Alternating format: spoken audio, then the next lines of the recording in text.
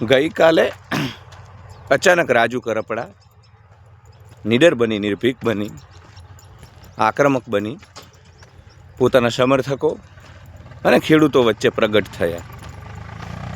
બોટાદની બાજુમાં એક ગામમાં આપમેળે સ્વયંભૂ ખેડૂત મહાપંચાયત જેવો ઘાટ સર્જાયો.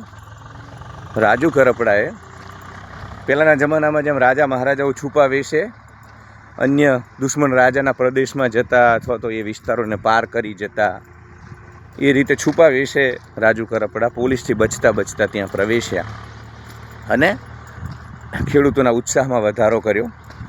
ખેડૂતોને બાંહેધરી આપી કે સરકાર ગમે તેટલું દમન કરશે, ગમે તેટલો અત્યાચાર કરશે, આ લડત આપણે લડવાની છે, નીડર બની લડવાની છે. બિલકુલ કોઈપની શરમ કે ભયમાં આવવાનું નથી.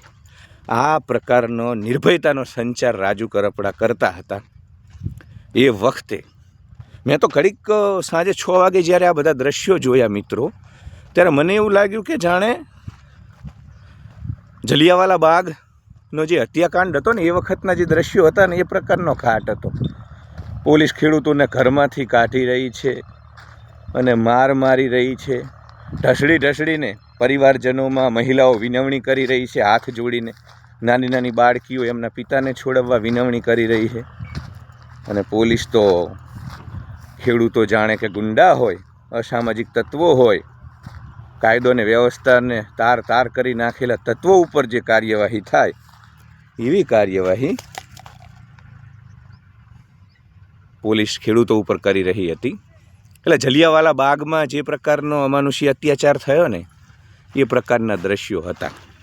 એટલે સાલું આપણને એવું થાય કે લોકતંત્રની, લોકશાહીની, ખેડૂતોના હામી હોવાની મોટી મોટી ગુલબાંગો પોકારનારી આ સરકાર એટલી હદે અહંકારી થઈ ચૂકી છે કે એને બિલકુલ ખબર નથી પડતી કે અમે જમીન ગુમાવી રહ્યા છીએ.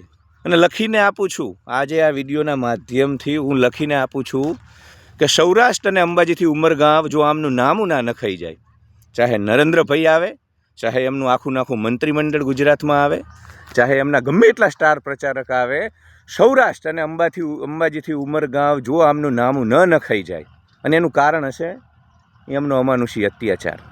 પોતાની જે એજન્સીઓ છે, પોલીસ તંત્ર છે, એનો દુરુપયોગ કરી આ લોકો જે પ્રકારે પ્રજા ઉપર અત્યાચાર કરી રહ્યા છે, ખેડૂતો ઉપર અત્યાચાર કરી રહ્યા છે, એક તો એમનું પાપ છે.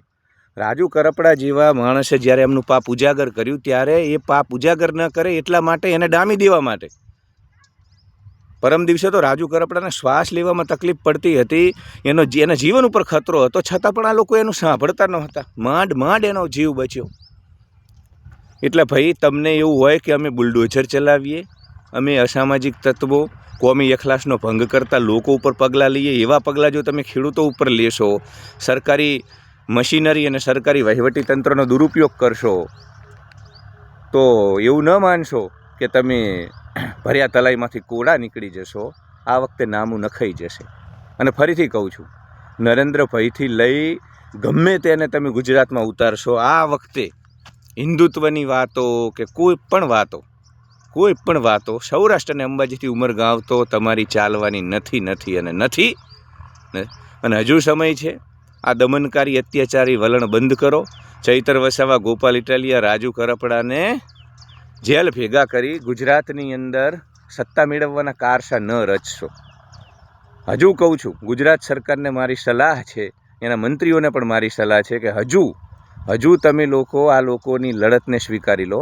કેમ કે તમે જેટલું દમન કરશો એટલું શમન થવાનું નથી. આ અગ્નિ ભારેલો અગ્નિ છે. આજે પણ સાંજે ઈશુદાનભાઈ ગઢવી હોય, રેશમા પટેલ હોય, ગોપાલ ઇટાલિયા હોય, પ્રવીણ રામ હોય, બધા અને એમની સાથે હજારો ખેડૂતો બોટાદ પહોંચવાનો પ્રયાસ કરશે. આ નાનકડી ચિનગારી છે, આખું ગુજરાત ભડકે બળશે. આખાય ગુજરાતના ખેડૂતોની અંદર તમારી કિરકિરી થઈ ગઈ છે. આખો ગુજરાતનો ખેડૂત કાલે ભારે હૃદયે સૂતો છે. કાલે ગુજરાતનો જે પણ ખેડૂત સૂતો પોતાની પથારીમાં, એ કકડી ઉઠેલા ભારે હૃદય અને મન સાથે જ નિંદ્રાધીન થયો છે. કેમ કે એને જલિયાવાલો બાગમાં અત્યાચાર કરવાવાળા અંગ્રેજો અને તમારી વચ્ચે કોઈ ફરક નથી દેખાતો.